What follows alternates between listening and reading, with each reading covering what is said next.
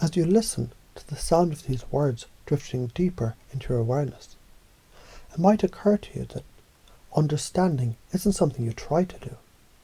It's something that happens naturally the moment you stop trying. And maybe, just maybe, as you begin to forget the beginning of this sentence, the end becomes even more significant, as your mind becomes curiously open to receive something you've always known, but only now remember fully. Because you're now focusing on combining all these ideas, beliefs and concepts and installing them unconsciously as a new belief system. Isn't it fascinating how something so complex can become simple when you feel it, like a song you never heard before, yet somehow already know by heart? You might not need to understand this consciously right now, because while the conscious mind wanders, the unconscious begins to install what matters most. Let's begin. Imagine a candle, not just any candle, one that flickers with light frequencies, older than time. You strike the match of curiosity, and the flame is born from the friction of desire and motion. And that flame begins to emit frequencies, at first subtle, almost imperceptible, but undeniable. You see, you're that candle. And the light you radiate doesn't just illuminate your surroundings, it transforms them. Each time you feel presence, you transmit that light frequency anchor. Every time you stand still and breathe deeply, you remind the world how to stabilize amidst chaos. And that's how change begins, not by moving faster, but by standing still enough to radiate a vibration so potent others begin to tune in. I'm a vessel of divine light, anchored and steady, radiating high-frequency light into the collective field, because the strongest flame wins, and the most luminous flame is one that simply remembers it already is lit. Now imagine you're looking in a mirror, not the kind that shows your face, but one that reflects consciousness. As you gaze into it, your edges blur, identity becomes fluid. You're no longer a person, you're perception itself. Here the question isn't who you are, it's how many dimensions of yourself can you become aware of. You see, people think consciousness is expanded by knowing more. What if it's simply letting go of the need to know and stepping into the truth you always felt? Like the way a dream feels more real than waking life. Like the moment you realize you're not dreaming, you're remembering. My consciousness expands infinitely, connecting me with universal truth and divine guidance. Because your reality is shaped not by facts, but by frames. And when the frame shifts, the picture becomes infinite. You know, some people think healing is about fixing what's broken. But you and I know it's not about fixing anything. It's about remembering that nothing was ever broken.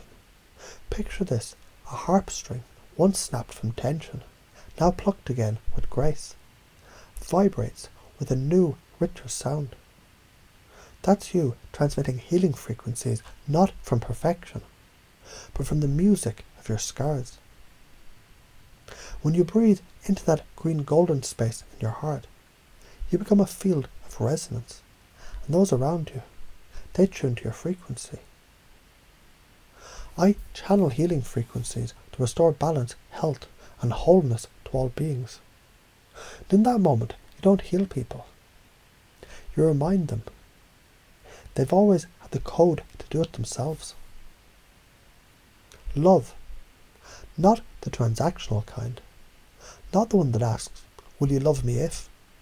But the kind that says, I already do and always will. That's the love integration template. Imagine a moment, a real one, when someone looked at you and didn't want to change you. They saw you, they felt you, they let you be. Now become that person, because when you embody that frequency, others remember it themselves.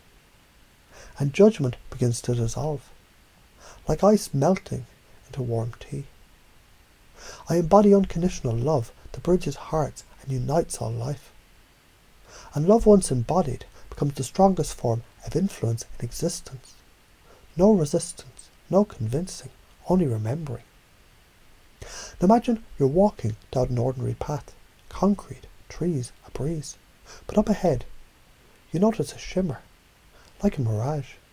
And as you step through it, the world shifts.